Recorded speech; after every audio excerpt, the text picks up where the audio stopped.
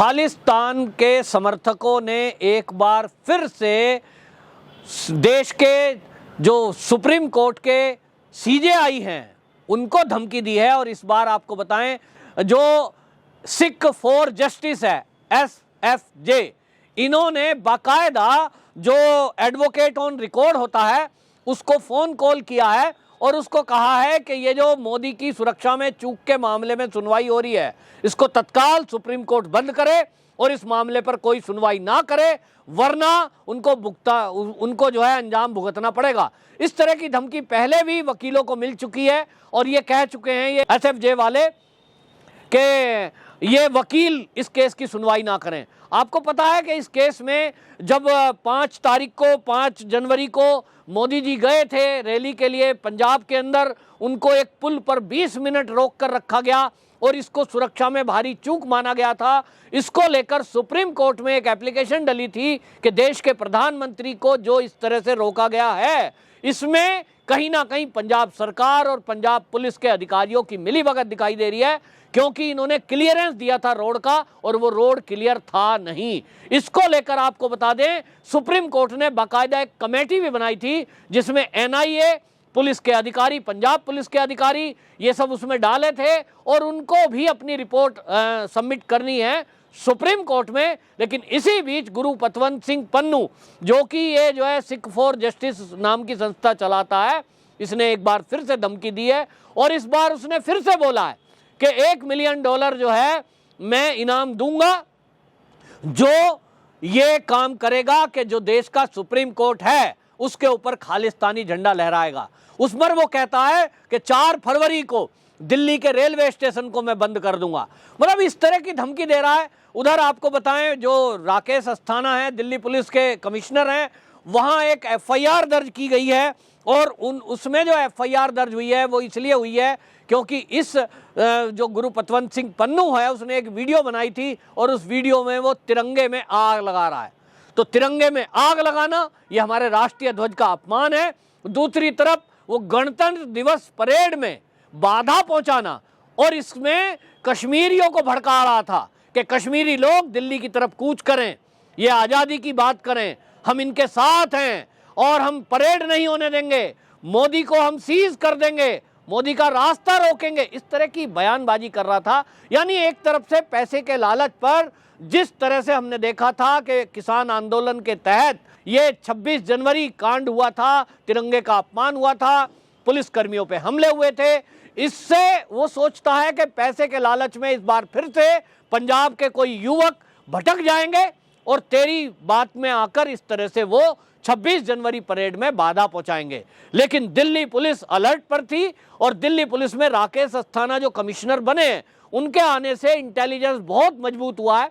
पहले से भी दिल्ली पुलिस का काम काबिले तारीफ रहा है, लेकिन जब से पुलिस कमिश्नर राकेश अस्थाना दिल्ली में आए हैं, उन्होंने मूलभूत जो परिवर्तन किया है दिल्ली पुलिस की कार्यशैली में, और उसके कारण से दिल्ली पुलिस का अब जो सिपाही है, जो ऑफिसर हैं, वो एक नई एनर्जी के साथ काम करते हैं, क्योंकि उनको लग रहा है कि अब हमारे कोई दुख सुख को पूछने वाला भी पहली बार आया है। कमिश्नर पहले भी बहुत आए हैं, लेकिन ऐसा कमिश्नर पहली बार दिल्ली में आया है जो लोगों से उनकी एप्लीकेशन लेता है कि भाई अपने नियरेस्ट आप एप्लीकेशन दीजिए, आप अपने घर के पास पोस्टिंग लीजिए, शिफ्टों की ड्यूटी लगाइए। और इन सबको लेकर जो हुआ है, इसको देखते हुए आप देखेंगे कि 26 जनवरी पूरी तरह से ठीक निकल गई।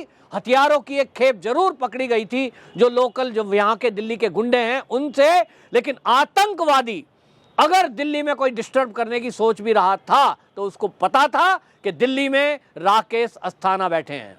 और इसलिए ये गुरु पतवंत सिंह पन्नू है जो ये धमकी दे रहा है, ये खोखली साबित होगी, क्योंकि दिल्ली के अंदर जब तक इस तरह से दिल्ली पुलिस एक्टिव है, कोई मंसूबा कामयाब नहीं होना।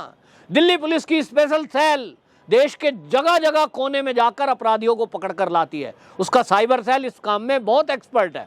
तो इसलिए गुरु पतवंत सिंह पन्नू धमकी दे रहा है, और वो धमकी देने का कारण ये है कि मोदी जी की रैली फिर से फरवरी में संभावित है, क्योंकि हम देख रहे हैं कि पंजाब में चुनाव है और एक रैली 5 जनवरी को इन्होंने डिस्टर्ब कर दी थी। मौसम खराब की वजह से मोदी जी हेलीकॉप्टर छोड़ गाड़ी से जा रहे थे और जब हमने देखा कि पुल के ऊपर उनको रोका गया था। इनको लगता है कि हम अपने काम में सफल हो गए, क्योंकि जो सिख फॉर जस्टिस है इसने जिम्मेदारी ली थी कि जो किसान के रूप में वहां चौराहे पर बैठे थे और पुल पर मोदी जी को घेर कर रखा था, रोक कर रखा था, वो उसने जिम्मेदारी ली थी कि ये काम हमने किया है। इसका मतलब आप समझिए कि यदि मोदी जी गलती से गाड़ी से उतर जाते और वो सोचते कि चलो भाई 10-20 किसान कहीं बैठे, इनसे मैं बात कर लेता हूं, क्योंकि उनकी मांग थी कि मोदी जी आए गाड़ी से उतरकर और हमारे से बात करें, क्योंकि हम बात करना चाहते हैं। तो उस टाइम आपने देखा होगा कांग्रेस के बहुत सारे लीडर ये कह भी रहे थे पंजाब के, क्यों नहीं मोदी जी ने गाड़ी से उतर से उनसे बात की, बात कर लेते, किसान से बात करने में इनको क्या डर लगता है। लेकिन आप समझिए कि जब अब सिख फॉर जस्टिस ने ये जिम्मेदारी ली है और गुरु पतवंत सिंह पन्नू का अब खुद से हाथ क्लियर किया है उसने, तो कितनी बड़ी साजिश होगी। जरूर उस किसानों के भेष में वहां कोई आतंकवादी ऐसे बैठे होंगे जिनको लगता था कि मोदी जी अक्सर गाड़ी से उतर जाते हैं आम आदमियों से बात करने के लिए, कोई उनका बुलाना चाह रहा है, बात करना चाहता है, कई बार वो अपनी सिक्योरिटी छोड़कर आ जाते हैं। उनको उम्मीद होगी कि ऐसा ही कुछ होगा, पंजाब में चुनाव है, मोदी जी चुनाव में एक मैसेज देने के लिए कि भाई मैं किसानों के साथ हूं, आ सकते हैं, और आते तो क्या होता, अनर्थ हो जाता। इसी बात को देखते हुए गुरु पतवंत सिंह पन्नू फिर से धमकी दे रहा है, लेकिन अब सुप्रीम कोर्ट के चीफ जस्टिस को धमकी दी है उसने। और आपको बता दें जो सीजेआई है हमारे एनवी रमन्ना, उनको धमकी दी है कि या तो इस केस को तुरंत क्लोज किया जाए, वरना हम इसमें कुछ ना कुछ करेंगे। अब आपको बताइए, अगर ये केस चल रहा है जिसकी सुनवाई कमेटी कर रही है और कमेटी जांच कर रही है, इसमें कौन दोषी है, कौन पकड़ा जाएगा? गुरु पतवंत सिंह पन्नू को किसके लिए प्रॉब्लम है? वो नहीं चाहता कि खालिस्तानी सोच रखने वाले लोग जो पंजाब पुलिस में बैठे हैं या पंजाब सरकार में बैठे हैं, उनकी जानकारी केंद्र की एजेंसियों को लगे, उनके ऊपर कोई कार्रवाई हो।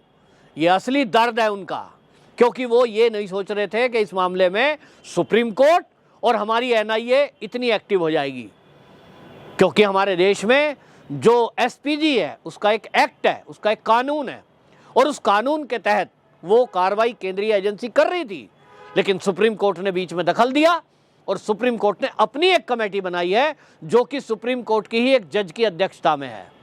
अब ये जांच होगी तो निश्चित रूप से वो चेहरे सामने आएंगे जो खालिस्तानी मूवमेंट चलाने वाले लोग, फिर से इस देश में आतंकवाद फैलाने वाले लोग, ये मोदी जी के खिलाफ साजिश करने में लगे हुए थे। और इसीलिए गुरु पतवंत सिंह पन्नू सोचता है कि तुम यहाँ के वकीलों को, यहाँ के जजों को, पुलिस के अधिकारियों को डरा धमकाकर इस तरह से जांच भटका दोगे।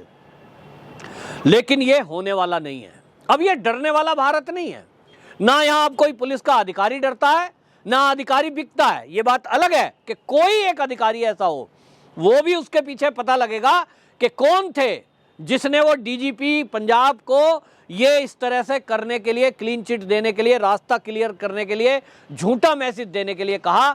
ये जब जांच होगी और इसमें खुलासा होगा तो पता लगेगा कि जो पंजाब पुलिस के डीजीपी थे उन्होंने ये गलती की थी या नहीं, और की थी तो किसके कहने पर।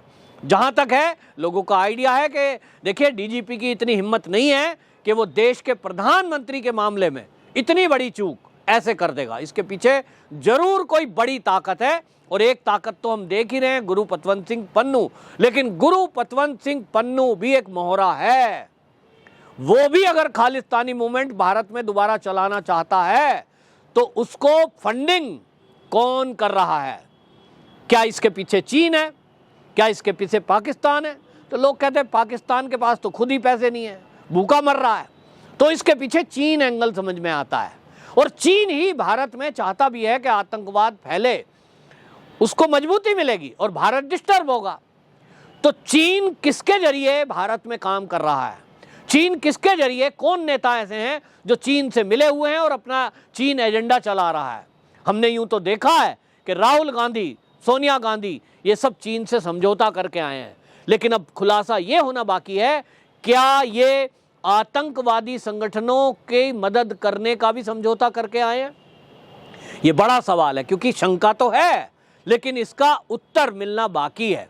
अब जबकि एक हाई लेवल कमेटी इस सारे मामले की सुरक्षा की जांच की कर रही है, जिसमें सुप्रीम कोर्ट की जो जज हैं वो अध्यक्षता कर रही हैं, तो इसमें कोई गलती की गुंजाइश नहीं है।